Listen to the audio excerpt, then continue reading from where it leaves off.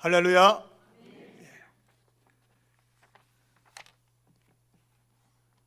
하나님은 사모하는 심령을 만족케 하신다고 했습니다.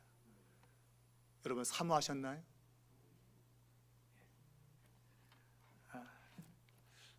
우리가 읽은 이 본문의 내용은 구약 성경 가운데서도 많이 설교되어지는 그러한 내용입니다. 이 이야기는 열왕기상 17장 7절 이하에 있는 그 엘리야와 과부의 이야기와 비교되며 대조되고 있는 그러한 성경 내용입니다. 이 두 본문 모두에 여인이 도움을 필요로 하고 있고 그 도움을 하나의 기름이라고 하는 그러한 것을 통해서 그 경제적 위기를 해결하는 그러한 내용이 주된 내용입니다. 엘리야 이야기에는 과부가 기름과 밀가루가 떨어지지 않는 그러한 복을 준 것을 이야기하고 있고, 오늘 본문에는 밀가루는 없이 이제 기름을 통해서 빚을 갚는 이러한 내용이 나오고 있습니다. 그 내용이 동일하지 않지만은 의미적으로는 많은 유사점을 가지고 있습니다. 특별히 유사점은 이 과부라고 하는 이 어려움이 처해 있는 여인을 하나님이 돌보셨다라는 것입니다.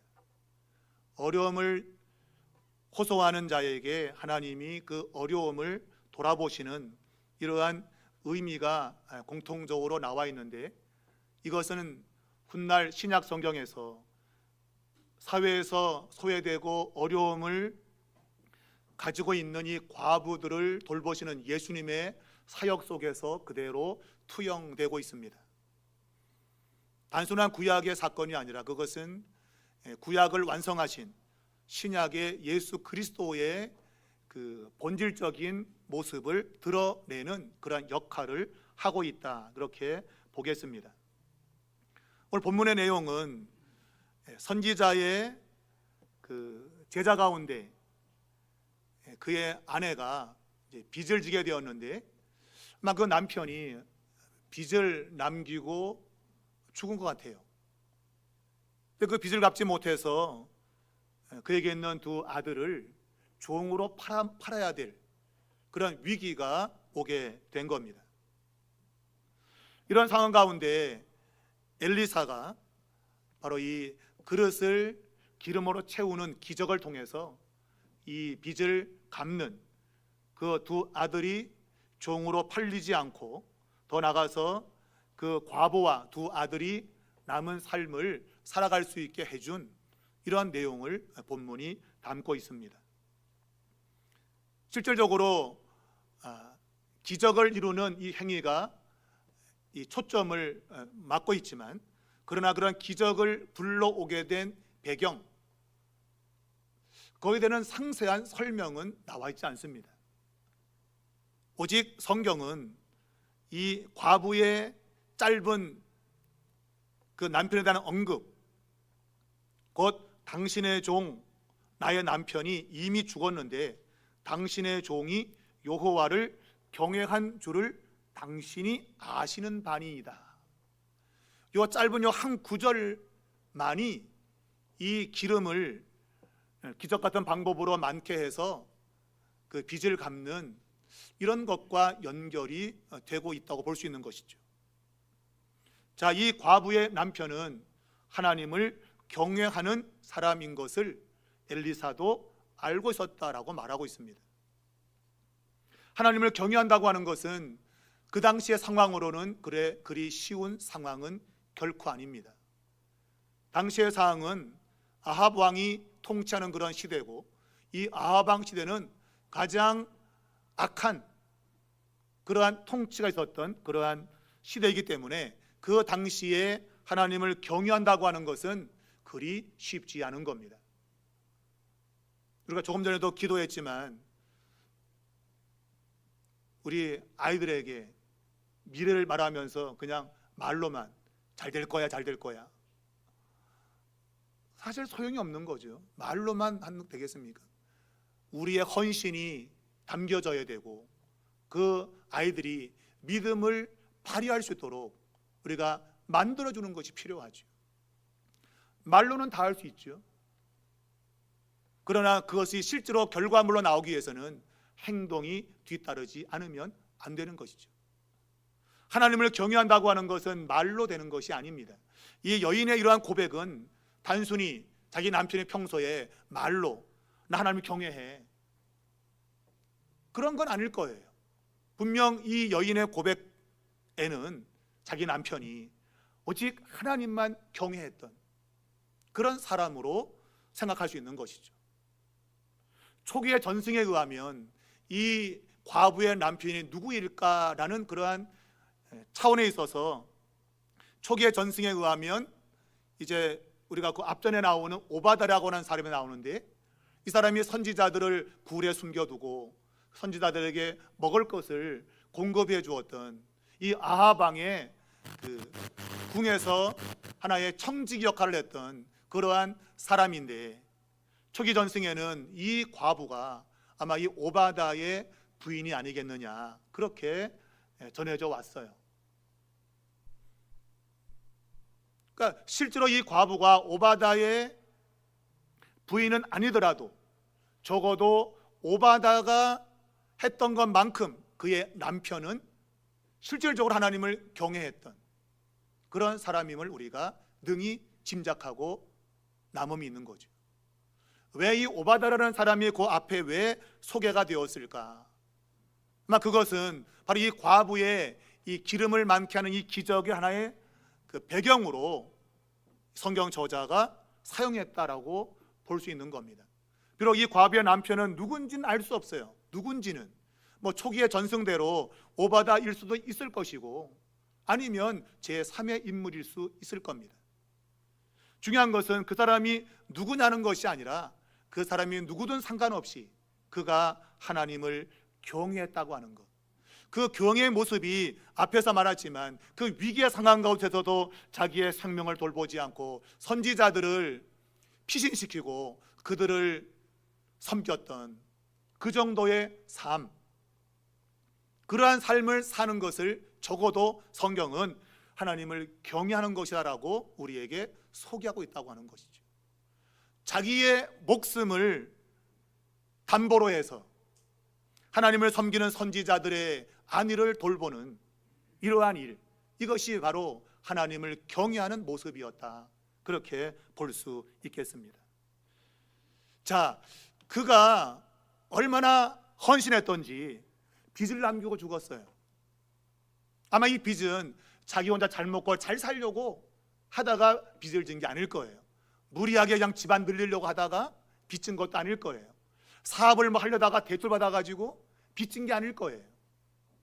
그는 하나님을 경외하는 삶을 살기 위해서 자신의 모든 걸 다 던져버렸고, 더군다나 빚을 내가면서까지 하나님을 경외하는 삶을 살다가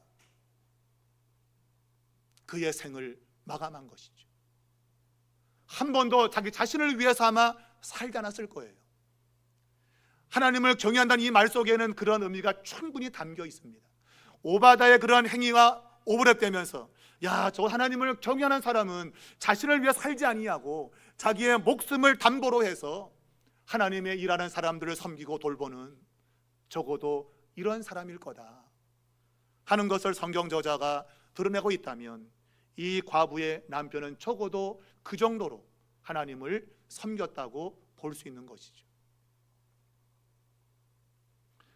남편은 자신을 위해서는 한 번도 누려보지 못하고 하나님을 경외하는 삶을 살다가 빚만 남겨둔 채 세상을 떠났다.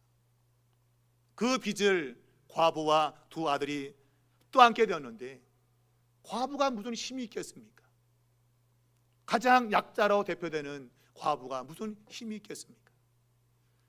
그러니 그 빚을 갚을 수 없었고, 결국은 당시의 법에 의하면, 율법에 의하면 자식을 종으로 보낼 수밖에 없는 그러한 처지가 된 것이죠. 오늘 그러한 상황을 오늘 엘리사에게 이 과부가 이야기를 그대로 하고 있습니다. 내 남편이 일생 또 하나님을 경외하다가 빚만 잔뜩 지고 세상을 떠났는데 내가 빚을 갚을 길이 없어서 내 두 아들이 종으로 팔려가야 됩니다. 자, 이런 이야기를 오늘 엘리사가 듣고 이렇게 말했습니다. 내가 너를 위하여 어떻게 하랴? 어떻게 하랴? 이것을 의미적으로 해석을 한다고 한다면 내가 당신을 위해서 무엇을 할 수 있습니까? 라는 그러한 말이에요. 말하자면 어찌할 바를 모르겠다, 그런 얘기예요. 여러분, 엘리사는 아주 위대한 선지자입니다. 그러나 그에게도 여전히 인간적인 약함을 가지고 있어요.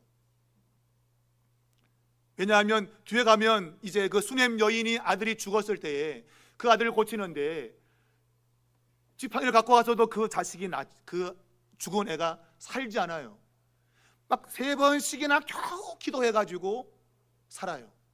정말 위대한 선지자라면 지팡이 딱 되는 순간 살아나야죠.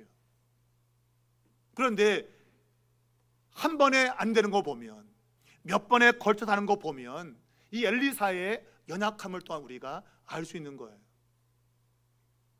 하나님이 이 엘리사를 통해서 오늘 이 과부에게 반응하시는데 내가 너를 위해서 뭘 할 수 있을까? 나 어찌할 바를 모르겠다. 그러한 의미를 담고 반응을 보이고 있는 겁니다. 오늘 이 엘리사는 법적인 문제를 해결할 수 없습니다. 종으로 팔려야 될 그 두 아들을 막아줄 수 있는 방법은 없어요. 그 법으로 사실 자식들 둘을 압류하는 것인데 그것을 멈출 수 있게 할 수 있는 힘은 그에게 없습니다. 법은 법이기 때문입니다. 그러나 이 엘리사 역시 그 자신의 연약함, 나는 어쩔 바를 모르겠다라는 그런 연약함을 통해서 하나님의 기적의 역사가 일어났다고 하는 사실이에요. 우리는 뭔가 위대한 사람만, 능력 있는 사람만 뭔가를 할 수 있다고 보지만 실제로 엘리사는 그러한 뭔가 위대한 일을 행하는 능력 있는 사람으로 소개되지 않습니다. 그 역시 우리와 동일한 그러한 사람이에요. 근데 그러한 사람을 통해서 하나님의 기적의 역사가 일어난 겁니다. 과연 성경은 우리에게 무엇을 말하고자 하는가? 단순히 기름을 많이 만들어 가지고 기적을 만들어서 이 문제를 해결하는 것에 초점을 두고 있는가? 아니면 또 다른 것에 강조를 두고 있는가? 우리가 이것을 생각해 볼 필요가 있는 것이죠. 자, 어쩔 바를 모르겠다라는 이러한 말 속에 정말 그가 할 수 있는 것은 없다고 본 겁니다. 그런데 그가 3절을 보면 너는 밖에 나가서 모든 이웃에게 그릇을 빌려라. 빈 그릇을 빌리되 조금 빌리지 말라라고 명령을 합니다. 그릇을 빌리는 이 일이 보장된 그러한 일도 아니고, 그런데 엘리사가 그릇을 빌려와라, 그러나 그것을 적게 빌리지 말라고 이야기를 했습니다. 성경 저자가 뭔가를 쓸 때에는 뭔가 의도를 가지고 성경을 기록하고 있는데 여기서 적게, 조금 빌리지 말라라고 한 이 말 속에 실제로 자기 자신의 연약함을 본다고 한다면 이런 말을 하기가 참 어려운 것이죠. 그릇을 많이 빌리라고 말할 그러한 확신찬 그런 모습이 엘리사에게 사실 있었겠는가? 왜냐하면 그 자신이 나는 어찌할 바를 모르겠다라고 한 사람인데 그릇을 적게 빌리지 말고 많이 빌려라 라고 말할 수 있었을까 하는 거예요. 그러나 분명 그는 야, 그릇 조금만 빌려, 그릇이 많이 없을지도 몰라, 그렇게 말할 수 있는 그런 배경이 이미 준비되어 있는 거예요. 그런데 엘리사는 하나님의 역사를 기대하고 그릇을 조금 빌리지 말라, 많이 빌려라 라고 이 과부에게 요구했다고 하는 것입니다. 우리 자신은 적어도 우리의 형편과 처지에 맞게끔 우리는 뭔가 맞추어서 살려고 합니다. 그것이 때로는 이성적이고 그것이 형평에 맞는 거죠. 우리는 지금까지 신앙생활을 대부분 그런 방식으로 살아온 겁니다. 내가 할 수 있는 수준에서만, 나 어쩔 바를 모르겠어, 그러니 조금만 빌려. 많이 빌려도 그게 뭐 많이 빌려질지도 모르겠고, 또 거기에 뭐 기름이 다 찰 것 같지도 않고, 얼마든지 우리는 그렇게 반응할 수 있을 거예요. 그런데 이 엘리사는 나는 어쩔 바를 모르겠어 라는 자기 자신의 연약함을 고백함과 동시에 그의 말은, 야, 그릇을 조금 빌리지 마 라고 이야기를 했어요. 제가 서두에 이 선지자가 쉽게 말하면 뭐 하다가 가랑이가 찢어진 거예요. 아니, 적당히 섬기지, 아니 뭘 가랑이가 찢을 정도 섬겨. 적당히 너 수준에 맞게 섬기지, 무슨 가랑이가 찢어질 정도 하다가 빚을 남기고 두 자식을 종으로 팔아먹게 만들어놨냐. 적어도 그렇다면, 그래, 나는 뭐 가진 것도 별로 없으니 이 수준에서 하나님을 섬겨야지, 뭐 그래야 마땅할 텐데. 그런데 이 선지자는 가랑이가 찢어질 정도로 하나님을 헌신했던 거예요. 하나님께. 어찌 보면 우리는, 야, 뭐 그렇게 인생을 살 필요 뭐 있어, 그냥 너 할 수 있는 만큼만 해, 그냥 그 정도만 해도 잘하는 거야 라고 말할 수 있고 들을 수 있을 거예요. 그러나 이 선지자는 하나님을 경외했다. 하나님 일을 하면 내가 가랑이 찢어서라도 내가 해야겠다, 내 목숨이 사라지는 한 있어도 해야겠다, 그런 각오로 하나님을 섬겼던 것이에요. 그 선지자의 선생으로 이름받는 엘리사 역시, 아, 나 어쩔 바 모르겠어 지금, 아유, 나 이거 지금 감당이 안 되는데 라고 말해놓고, 야, 그릇장 조금만 빌려. 아마 그릇 안 빌려줄지도 몰라, 조금만 빌려, 그렇게 말할 수 있겠는데 엘리사는 그릇을 조금 빌리지 말라 그랬어요. 어찌 보면 감당할 수 없는 것을 지금 이야기한 거예요. 적어도 우리는 우리 인생 가운데서 신앙이라고 하는 믿음, 보이지 않는 것들을 쫓아가는 그러한 신앙의 걸음을 내딛으면서 우리의 모든 삶은 너무나도 이성적이고 냉철하고, 그래서 내 수준에 맞게끔 딱딱 맞춰서만 생활을 하지, 가랑이가 찢어질 정도의 하나님에 대한 헌신은 별로 해본 적도 없고 할 마음도 별로 사실 없고, 그렇게 살아왔던 날들이 있지 않은가, 이런 생각을 하게 됩니다. 아, 나 어쩔 바를 모르겠어, 그래, 난 요것밖에 안 돼, 그러니 그릇을 그냥 조금만 빌려라 그러겠다. 뭐 조금만 되면 다행이고 안 되면 할 수 없는 거고. 그러나 많이 빌리러 갔다가 많이 빌리도 못하고 많이 빌려왔다고 한들 정말 이 기름이 차지 않는다면 어떻게 하겠는가? 엘리사의 적어도 하나님의 사람이라고 적어도 생각한다면, 문맥상 흐름을 보게 되면 나는 어쩔 바를 모르겠어 라는 말을 했다면 당연히 그릇을 조금 빌려야 돼. 그런데 그는 그릇을 조금 빌리지 말라고 했어요. 아니, 어쩔 바를 모르는 사람이 그릇을 많이 빌려라 라고 이야기를 했어요. 결국 조금 남은 기름을 그릇에 따르는 그 일이 계속되었고, 그릇을 빌려온 만큼 기름이 찼다라고 하는 거예요. 성경에는 그 기름을 부으라고 되어 있습니다. 5절에 보면 부었다고 되어 있습니다. 여인이 물러가서 그의 두 아들과 함께 문을 닫은 후에 그들은 그릇을 그에게로 가져오고 그는 부었다.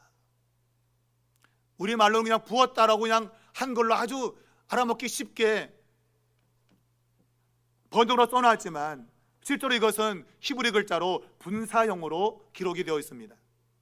분사라고 하는 그런 용법은 강한 행동을 묘사할 때 사용되는 용법입니다. 그러니까 그 행동을 아주 강하게 하고 있다고 하는 것을 드러낼 때 분사 용법을 사용해요.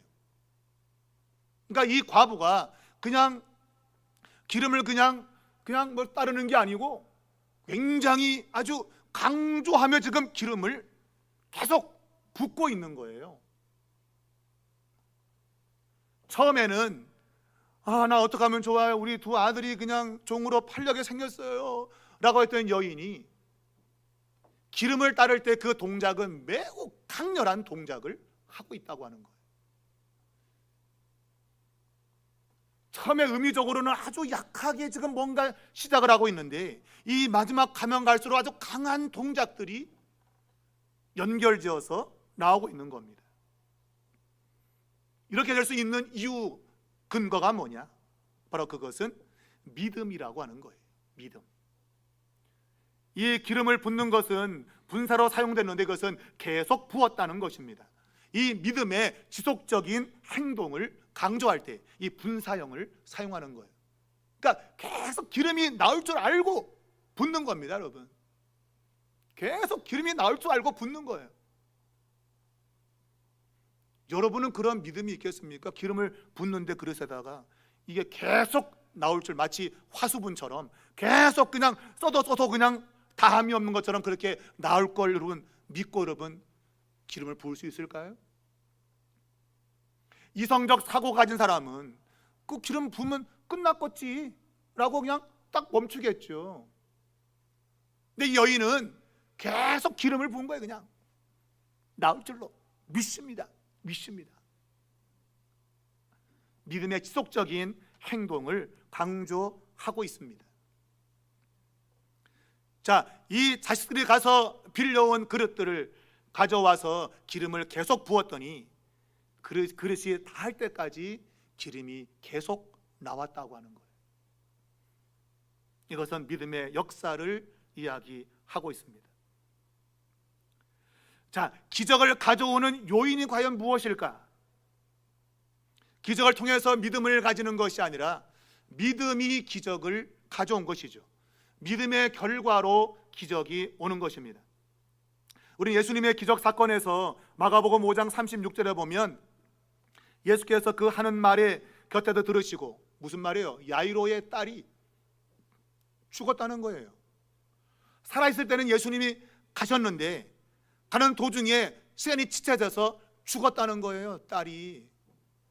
그러니 끝났다는 거죠. 적어도 살아있을 때 가야 뭘 치료하고 할 텐데 죽었는데 끝났다는 거죠.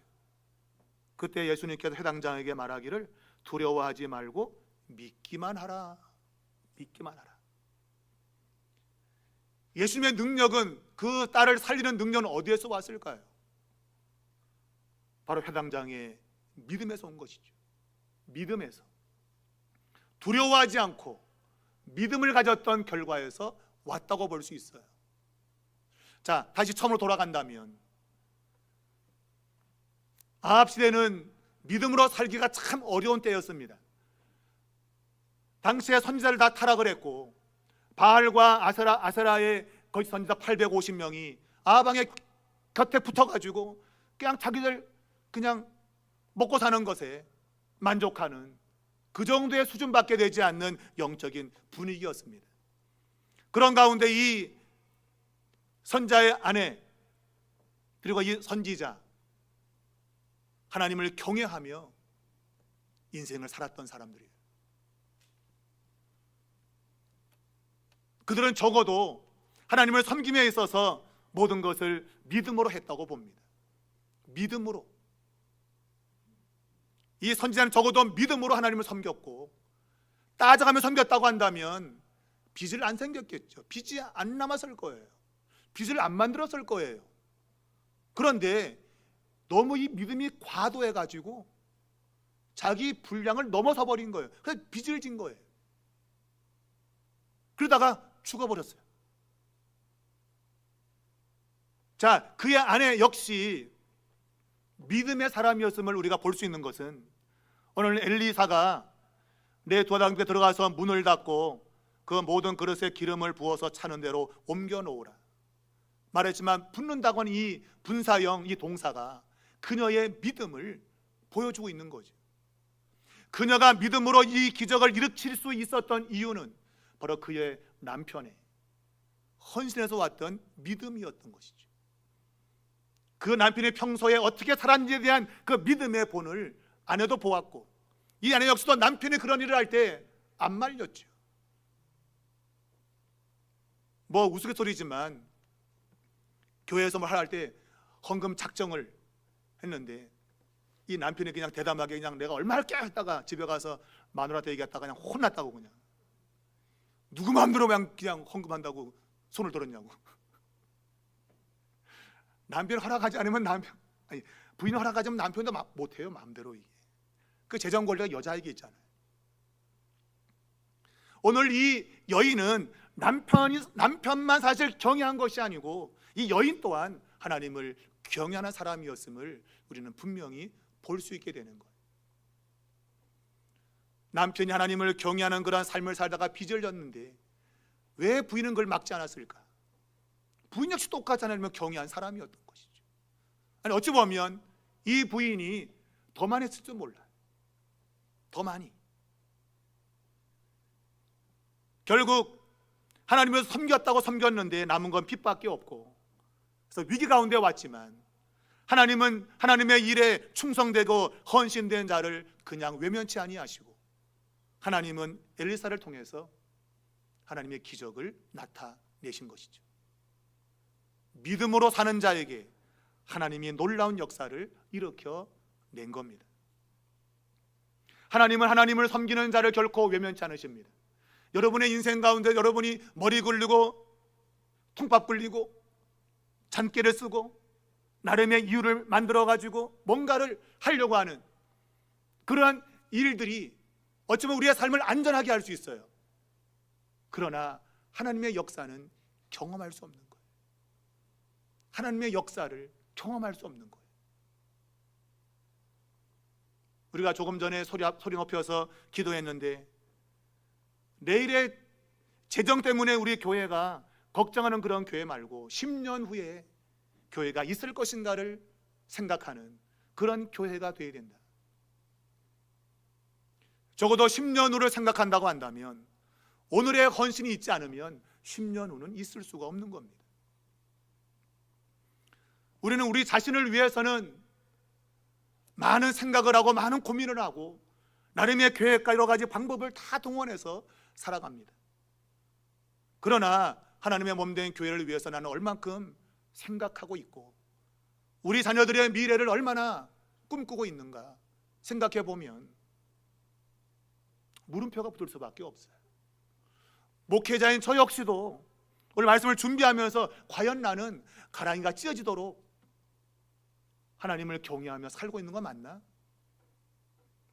그런 물음표를 던질 수밖에 없는 이런 모습이 제게도 있었던 겁니다.